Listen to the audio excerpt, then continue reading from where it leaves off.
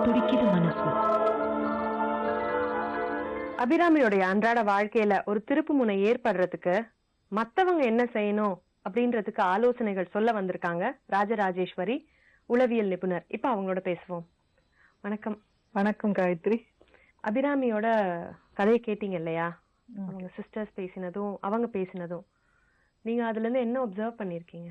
இவங்க சொன்ன கதை வரைக்கும் இந்த ரொம்ப நுணுக்கமான சில டீட்டெயில்ஸ் எல்லாம் என்னால தெரிஞ்சுக்க முடியல. பட் தெரிஞ்சுக்கிட்ட வரைக்கும் நான் புரிஞ்சுக்கிறது என்னன்னா, அபிராமிக்கு வந்து ரொம்ப பெயின்ஃபுல் சைல்ட்ஹுட் இருந்திருக்கு. அதாவது சைல்ட்ஹுட்ல வந்து அவங்களோட குழந்தை பருவத்துல வந்து அவங்க வந்து நிறைய கஷ்டங்களை அனுபவிச்சிருக்காங்க. அதாவது இங்க கஷ்டங்களை அனுபவிச்சிருக்காங்க அப்படிங்கிற பொழுது யாராவது அவங்களை கொடுமைப்படுத்தினாங்க அப்படி அர்த்தம் கிடையாது. இப்ப வந்து ஒரு பெரிய குடும்பத்துல ஒரு கூட பிறந்த சகோதர சகோதரிகள் இருக்கும் பொழுது ஒவ்வொருத்தர் ஒவ்வொரு விதமான பர்ஃபார்மன்ஸ் பண்ணுவாங்க. ஒரு செயல் பண்ணும் பொழுது ஒவ்வொருத்தர் ஒவ்வொரு விகிதத்துல பண்ணுவாங்க. சோ 5 விரலும் ஒரே மாதிரி இல்லை இல்லையா? அத மாதிரி அப்போ ஒரு குழந்தை நல்லா படிக்கும், ஒரு குழந்தை கொஞ்சம் கம்மியா படிக்கும், இதெல்லாம் சகஜம்தான். சோ அப்படி இருக்கிற பட்சத்துல ஒரு குழந்தையால எவ்வளவோ படித்தும் அது எதிர்பார்த்த ஒரு ரிசல்ட்ட கொண்டு வர முடியல அப்படிங்கிற பொழுது அந்த நேரத்துல யாராவது ஒரு இல்ல பிரதர் சிஸ்டர்ஸோ ஒரு கம்பேரிசன் இல்ல கிரிட்டிசிசம் பண்ணும் பொழுது அந்த குழந்தைக்கு என்ன ஆகும்னா, தான் மட்டும் ஏதோ ஒரு குறைபாடு உள்ள ஒரு மனிதனாக அவங்க வந்து ஃபீல் உணர ஆரம்பிச்சிருவாங்க. அது வந்து அது ஒரு விதமான மனவலை, mind trap. Okay, so self doubt, mind trap. So அதுக்குள்ள ஒரு குழந்தை போகும்போது ஒரு 6-7 வயசுல இருந்தே அந்த மாதிரி வந்து தனக்கு வந்து ஒரு குறைபாடு இருக்கு, நான் வந்து அவ்வளோ சரியான ஒரு பர்சன் கிடையாது அப்படின்னு அவங்க ஃபீல் பண்ணும்போது என்ன ஆகும்னா, இன்னும் கொஞ்சம் அவங்களுக்கு இன்ஃபீரியாரிட்டி காம்ப்ளெக்ஸ் அண்ட் அவங்களையே அவங்களுக்கு பிடிக்காம போயிடும். அந்த செல்ஃப் ஹேட்ரட் வந்து ரொம்ப டீப்பா அன்கான்சியஸ்ல வர ஆரம்பிச்சிடும். அதனோட வெளிப்பாடுகள் எப்படி இருக்கும்னா, அவங்க வளர வளர ரொம்ப ஒரு கேர்லெஸ் ஆட்டிடியூட், அவங்க பாடியே அவங்க ரெஸ்பெக்ட் பண்ண மாட்டாங்க. ஸோ அவங்க செல்ஃப் ஹைஜீன் குறையும். அப்புறம் வந்து எனக்கு வந்து ஒரு தகுதி இருக்கு, எனக்கும் வந்து மற்றவங்கள மாதிரி ஒரு வாழக்கூடிய ஒரு தகுதி இருக்கு, அந்த செல்ஃப் ஒர்த், அதாவது 2 ஆஸ்பெக்ட் இருக்கு, செல்ஃப் ஒர்த் அண்ட் செல்ஃப் ரெஸ்பெக்ட்னு. செல்ஃப் ஒர்த்துங்கிறது என்னன்னாக்கா, ஆக்சுவலா பார்க்க போனா எல்லாருக்குமே அது இருக்கு. எல்லாருக்குமே வந்து 100% காட் வந்து ஒவ்வொரு உயிருமே வந்து it is Worth living in this world. அதுக்கு எந்த விதமான தகுதியுமே தேவையில்லை. ஒரு உயிர் இருக்குன்னாக்கா அது தகுதி இருக்கு வாழறதுக்கு.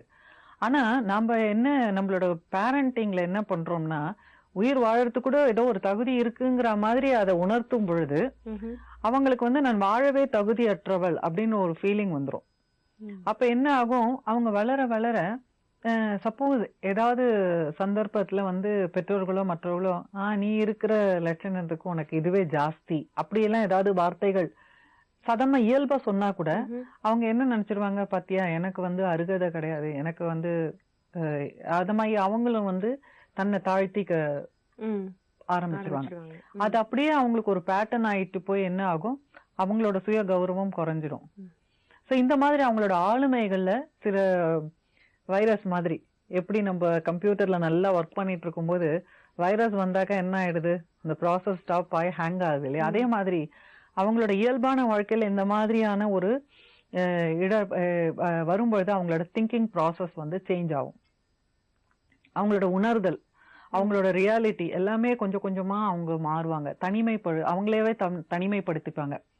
அது ஒரு சிம்டம் வரும். அவங்க யாரு கூட மிக்ஸ் பண்ண விரும்ப மாட்டாங்க, ஃப்ரெண்ட்ஸ்னா பிடிக்காது. ஏன்னா அவங்களுக்குள்ள அவங்க என்ன நினைப்பாங்கன்னா, என்னை எப்படியும் யாருக்கும் பிடிக்க போறது இல்ல, நான் குறைபாடு உள்ள மனிதர், எதுக்காக நான் வந்து என்ன தாழ்த்திக்கணும், தன்னை பத்தின ஒரு ஒப்பீனியன் அவங்களே ஃபார்ம் பண்ணிக்கிறது இல்லையா? ஆமா, அவங்கள சுத்தி ஒரு வால். அது வந்து தட் இஸ் an imprinted beliefனு சொல்றது சைக்காலஜில. imprinted belief அப்படின்னா என்ன, அவங்க அந்த வலி அனுபவிச்சு அது வாயிலாக அவங்க புரிந்து கொண்ட ஒரு உண்மை.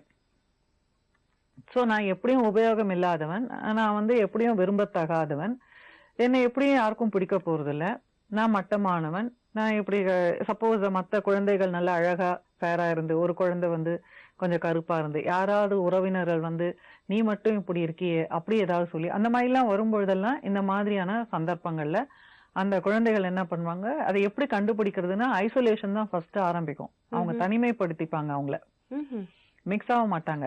அதுக்கப்புறம் பாத்தீங்கன்னா இந்த அம்மாவுக்கும் குழந்தைக்கும் உறவு வந்து ஸ்ட்ரெயின் ஆகும். ஓகே, சப்போஸ் அதுல வந்து அம்மா கொஞ்சம் கருணையோட அனுசரணையோட இருக்கிற இடத்துல ரொம்ப பெரிய ப்ராப்ளம் வராது. பட் அம்மாவுக்கும் ஏதாவது ஒரு பிரச்சனை இருந்து அந்த சிச்சுவேஷன் அம்மானால ஹேண்டில் பண்ண முடியலன்னா அப்படி வரும்போது இந்த குழந்தை வந்து ஈஸியா டார்கெட்டா ஆயிடும்.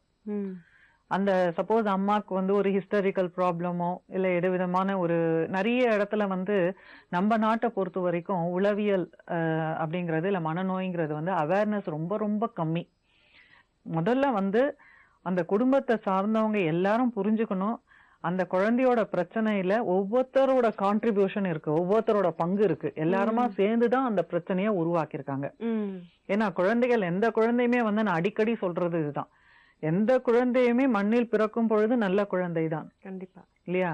அத வந்து நம்ம நல்ல பாட்டிலே சொல்லியிருக்காங்க, நல்லவனா வளர்க்கறதும் கெட்டவனா வளர்க்கறதும் அன்னை வளர்ப்பில்லைன்னு. அந்த மாதிரி நாம வந்து அந்த குழந்தை வந்து ஏதோ ஒரு விதத்துல வந்து சக்சஸ்ஃபுல்லா ஆகல, ஒரு குழந்தை வெற்றியாளரா ஆக்க வேண்டியதுதான் ஒரு பேரண்ட்ஸோட கடமை. அந்த குழந்தை எப்படி இருந்தாலும் அந்த குழந்தைய வெற்றியாளரா ஆக்கணும், அதுதான் அவங்களோட ஒரு கடமை. அப்படி விட்டுட்டு நாம வந்து அதுல நம்மளோட பங்கு எடுத்துக்காம நாமளே ஒரு குழந்தைய மட்டும் ஒரு ஃபேமிலியில அந்த டீம் ஒர்க் இல்லாத பொழுது என்ன ஆகும்னா அந்த குழந்தைக்கான சப்போர்ட் கிடைக்காத போயிடுறது. சொல்ல துடிக்குது மனசு.